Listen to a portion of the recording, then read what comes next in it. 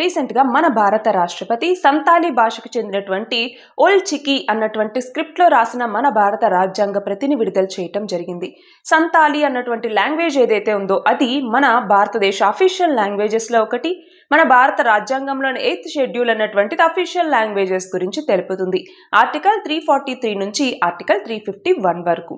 అయితే ఇనీషియల్గా మనకి ఒక 14 అఫీషియల్ లాంగ్వేజెస్ మాత్రమే ఉండేవి.